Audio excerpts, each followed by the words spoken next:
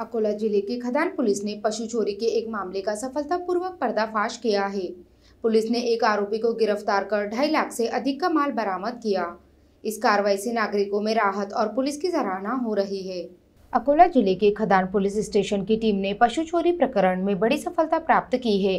Police ने एक आरोपी को गिरफ्तार कर उससे कुल 2,60,000 रुपए का माल बरामद किया है।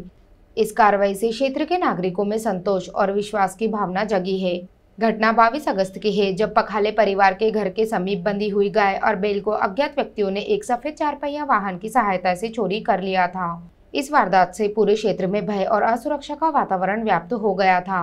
शिकायत दर्ज होने के बाद खदान पुलिस ने तत्परता दिखाते हुए भारतीय दंड संहिता की धाराओं के अंतर्गत अपराध दर्ज किया और जांच प्रारंभ की।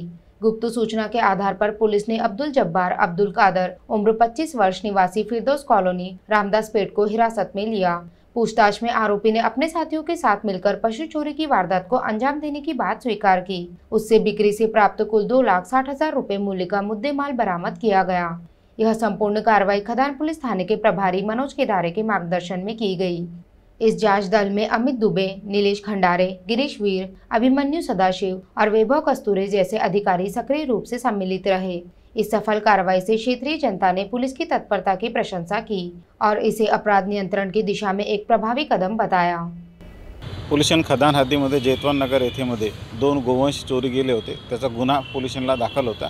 त्या गुन्ह्याच्या तपासामध्ये तपासी अधिकारी यांनी एका आरोपीला अटक केले। त्या आरोपीकडून गुन्ह्यात वापरलेले वाहन व त्या गोवंशचे कडून जे त्यांना पैसे मिळालेले असे 10,000 रुपये असे 2,60,000 रुपयाचा मुद्देमाल आम्ही जप्त केलेला आहे आणि या गुन्ह्यामध्ये अब्दुल जब्बार अब्दुल कादर या आरोपीस अटक केलेली आहे आणि पुढील कारवाई सुरू आहे। याच्यावर अनेक गुन्हे जनावर चोरीचेच दाखल आहेत आणि यांची एक टोळी आहे जी अशा प्रकारे करते। आम्ही पुढील आमची चौकशी सुरू आहे आणि ते पण कारवाई करणार आहे।